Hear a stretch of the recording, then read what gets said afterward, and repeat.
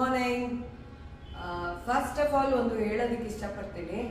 ಯಾಕೆಂದರೆ ಇವಾಗ ಚಿಕ್ಕ ಮಕ್ಕಳಿರ್ಬೋದು, ದೊಡ್ಡವರಾಗಿರ್ಬೋದು, ಎನಿ ಏಜ್ ಗ್ರೂಪರ್ಸ್ ಇರ್ಬೋದು, ಕಾರ್ಡಿಯಕ್ ಅರೆಸ್ಟ್ ಅನ್ನೋದು ಒಂದು ಕಾಮನ್ ಥಿಂಗ್ ಆಗ್ಬಿಟ್ಟಿದೆ. ಓಕೆ, ಯಾಕೆ ಕಾರ್ಡಿಯಕ್ ಅರೆಸ್ಟ್ ಆಗ್ತಾ ಇದೆ ಅಥವಾ ಹೈಪರ್ ಟೆನ್ಷನ್ ಆಗ್ತಾ ಇದೆ ಚಿಕ್ಕ ಮಕ್ಕಳಲ್ಲೂ?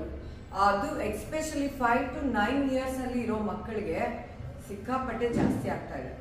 ಯಾಕೆ ಆಗ್ತಾ ಇದೆ ಅಂದರೆ just because of life style. ಮಕ್ಕಳಿಗೆ ಊಟದ ಪ್ಯಾಟ್ರನ್ ಚೆನ್ನಾಗಿಲ್ಲ, ಅಥವಾ ಅವರು ನಿದ್ದೆ ಮಾಡ್ತಾ ಇರೋದು ಟೈಮಿಂಗ್ಸ್ ಕರೆಕ್ಟಾಗಿ ಇಲ್ಲ. ವಾಟರ್ ಇಂಟೇಕ್ ಅಂತೂ ಐ ಡೋಂಟ್ ನೋ. ಮತ್ತು ಜಂಕ್ ಐಟಮ್ಸ್ ತುಂಬ ಜಾಸ್ತಿ ಹೋಗ್ತಾ ಇದೆ ಬಾಯಿಗೆ ಫ್ರೀಕ್ವೆಂಟ್ ಆಗಿ, ಮತ್ತು ಈಸಿ ಟು ಪ್ರಿಪೇರ್ ಇಂಥದ್ದು ತುಂಬ ಜಾಸ್ತಿ ಹೋಗ್ತಾ ಇದೆ. ಅಟ್ಮಾಸ್ಫಿಯರ್ ವೈಸು ಯಾರು ಟೇಕ್ ಕೇರ್ ಮಾಡೋರು ಇಲ್ಲ. ಸೊ ಅದರಿಂದ ಈ ಚಾಲೆಂಜಸ್ ಆಗ್ತಾ ಇದೆ.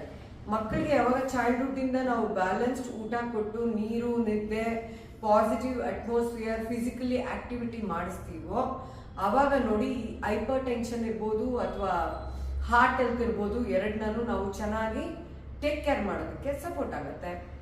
ರೈಟ್?